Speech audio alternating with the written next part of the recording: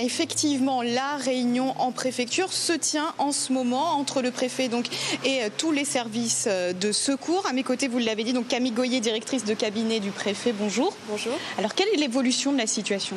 Alors, l'évolution est plutôt favorable puisque le système se décale légèrement vers le nord et ça nous permet à ce stade de ne pas d'éviter de confiner la population de manière absolue. Donc c'est plutôt une bonne nouvelle. Pour autant, et c'est sur ce point sur lequel j'insiste, on aura une météo extrêmement dégradée à partir de 16h et toute la nuit et même demain matin avec énormément de pluie. Et il faut donc rester vigilants, en particulier sur la route. Pas de confinement de la population, pas de confinement total. En clair, cela veut dire qu'il n'y a pas de passage en alerte rouge envisagé? Exactement, il n'y a pas de nécessité de passer à un niveau d'alerte supérieur parce qu'on n'est pas dans une situation cyclonique exceptionnelle.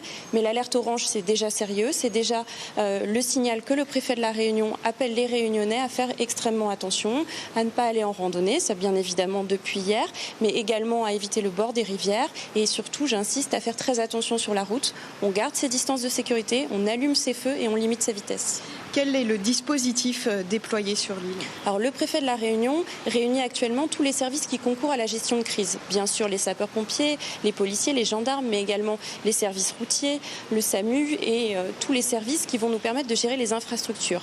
En lien avec les maires, il y a tout un dispositif qui a été mis en place pour être en capacité de répondre aux désordres qu'on pourrait constater.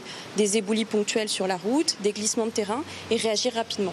Est-ce que vous avez eu justement des remontées du terrain déjà? Alors à ce stade, il n'y a pas de remontée du terrain puisque l'événement n'a pas encore véritablement commencé sur l'île, comme je vous le disais, à partir de 16h et surtout au fur et à mesure de la soirée. Mais pour autant, on a mis en place des mesures préventives. Par exemple, on a fait monter une équipe du SAMU à Sillaos car il est très probable que ce soir la route soit coupée et cela permettra de garantir la couverture sanitaire de la population de Sillaos. Vous savez qu'on se pose aussi la question pour la route du littoral. Pour l'instant, elle reste basculée. Alors à ce stade, exactement, elle reste basculée. Les conditions de houle ne demandent pas qu'elle soit totalement fermée, mais là c'est une décision du CRGT qui est en réunion avec monsieur le préfet et qui veillera bien sûr à la sécurité des personnes qui circulent. Et vous ferez des points évidemment tout au long de la journée. Voilà. À partir de maintenant, de toute manière, on est en cellule opérationnelle en préfecture et on suit l'évolution de la situation. Donc bien évidemment, s'il se passe quelque chose d'anormal, on communiquera et on fera appel aux médias comme aujourd'hui pour pouvoir relayer aux Réunionnais les messages.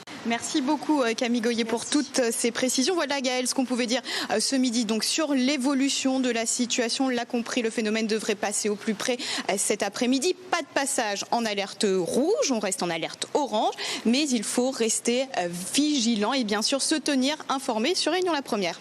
Merci.